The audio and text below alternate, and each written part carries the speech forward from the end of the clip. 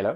Hi. Je voulais te parler d'une des différences majeures que l'on trouve aux États-Unis comparée à la France et qu'il est important de connaître avant de s'installer ou de voyager ici. Et top, on l'utilise tous les jours dans différents domaines. Si on ne le connaît pas, cela peut rendre la vie difficile. Qui suis-je? Je vais bien sûr parler du système de mesure aux US. Quelle est son origine? Comment on l'utilise dans la vie de tous les jours? Et ce que je m'y suis fait depuis les 5 dernières années, de la cuisine en passant par la conduite, voilà comment le système de mesure impacte mon quotidien. Tout d'abord, on va commencer avec une définition assez rapide du système de mesure aux États-Unis. Il s'agit du système impérial. Le système impérial vient de Grande-Bretagne et a été installé et utilisé depuis des siècles. Et pour rentrer dans les détails, son origine vient de l'époque médiévale. Et toutes les colonies de Grande-Bretagne ont instauré ce système, dont les États-Unis. Et c'est comme ça que le système impérial est devenu le système officiel. Connais-tu ton poids et ta taille dans ce système? En France, on utilise le kilo. Et ici, on utilise la livre. Alors il y a bien un moyen de convertir de la livre au kilo et du kilo à la livre avec le principe du 2,2. C'est-à-dire que si tu as 20 livres que tu divises par 2,2, ça te donne 9,9 kg et tu obtiens donc le résultat. Mais de tête, c'est très difficile à faire. Les centimètres et les mètres, eux, sont remplacés par le pouce et le pied. Et de la même manière, tu pourrais faire des calculs assez compliqués, mais c'est toujours plus facile d'utiliser Google ou juste un convertisseur en ligne. Et je peux te le prouver, on va calculer ta taille en pouces maintenant. Ok, donc en sachant qu'un mètre équivaut à 39,37 pouces, je multiplie, ensuite j'arrondis le résultat, puis je fais une petite conversion en pieds et ça équivaut à 12 pouces. Je divise le résultat, je sépare les chiffres et j'obtiens 5 pieds et 10,92. C'était facile. Donc personnellement, j'utilise Google ou un mètre. Et en parlant de mètres, tu verras souvent aux US qu'il y a les centimètres et les pieds et les pouces, the feet and the inches, sur le mètre directement. La raison, c'est que le mètre est souvent commercialisé aux US et au Canada. Et au Canada, ils utilisent le système métrique depuis les années 70. Et maintenant, sortons prendre l'air. Tu verras que si tu regardes ton téléphone, maintenant tu as les degrés Celsius. Mais tu as aussi l'option d'utiliser les degrés Fahrenheit. Le degré Fahrenheit, c'est ce qu'on utilise ici.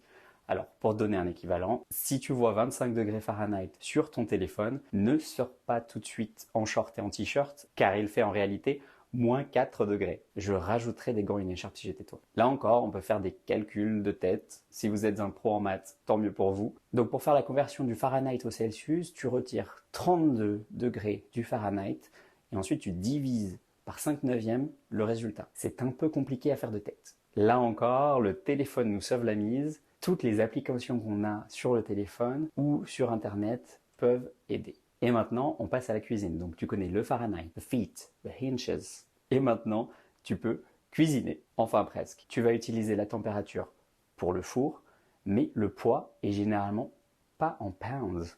Le pound, ça va être plutôt pour le poids de la viande ou de certains aliments.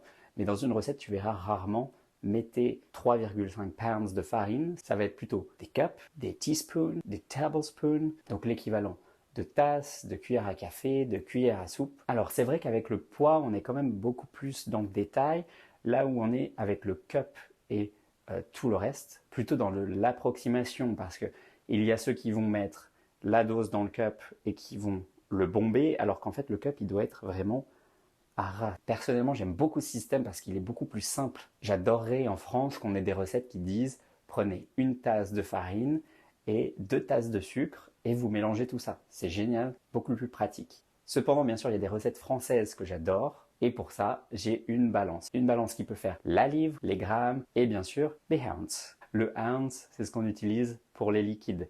Ça pourrait être un peu comme les millilitres, les centilitres. Mais assez cuisiné, maintenant on va passer au dernier point. Donc j'ai gardé le mile pour la fin. Parce que le mile, tout le monde le connaît, ou tout le monde pense le connaître. Donc vous savez que le mile est l'équivalent du kilomètre. Il est utilisé pour les distances, mais aussi pour la vitesse. C'est-à-dire que lorsque vous voyez un panneau de vitesse aux États-Unis, il est exprimé en miles per hour. Pour vous donner un exemple, si vous essayez de faire comme Marty dans Retour vers le futur et d'atteindre les 88 miles à l'heure, vous devez rouler à 141 km/h. Pourquoi c'est important de connaître la valeur du mile? Parce que si dans votre tête, 1 mile égale 1 km, vous allez marcher beaucoup plus d'1 kilomètre si vous faites 1 mile. Par conséquent, quand vous êtes en vacances et que vous vous dites « Oh, c'est seulement 2 miles, on va les faire à pied », eh bien ça peut paraître beaucoup plus long que ce que vous pensez. Pour rester dans le domaine de la voiture, lorsque vous allez à la station-service, ce ne sont pas des litres que vous voyez affichés, ce sont des gallons.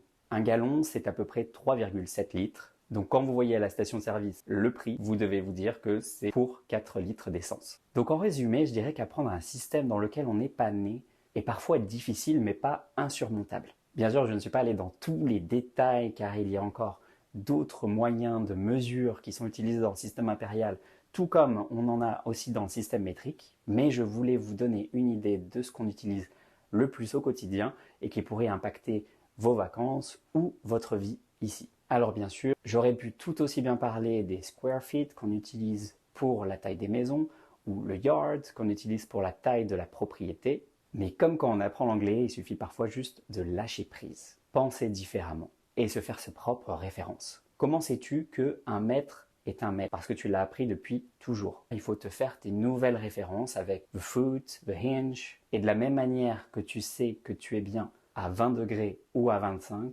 tu sauras si tu es bien à 70 degrés Fahrenheit ou à 85. Alors la nuance, c'est que j'ai beaucoup d'amis américains qui se plaignent de ce système impérial parce que lorsqu'ils sortent des États-Unis et qu'ils vont en Europe par exemple, ils se retrouvent face au système métrique qu'ils préfèrent car ils trouvent ça beaucoup plus simple. Et donc leur rêve serait que le système métrique finalement arrive aux États-Unis et que le système impérial soit aboli. Peut-être un jour. Donc mon conseil, si tu es en voyage ou si tu es expatrié, c'est d'utiliser dans un premier temps des applications ou des convertisseurs en ligne. Si tu en ressens le besoin bien sûr, parce que tu n'auras pas besoin de convertir tout à chaque fois. Il suffit parfois juste de se dire « Ok, ça, c'est cette quantité ». Et je le garde en tête. L'important, c'est de trouver des références qui fonctionnent pour toi. J'espère t'avoir aidé un peu mieux à comprendre le système de mesure américain. Si tu as aimé cette vidéo, tu peux la liker pour me soutenir. Et n'hésite pas à utiliser les commentaires si tu veux partager ton expérience ou me poser une question et je me ferai un plaisir d'y répondre. Je repars vers de nouvelles aventures et je te dis à bientôt pour une nouvelle vidéo. See you! Woo!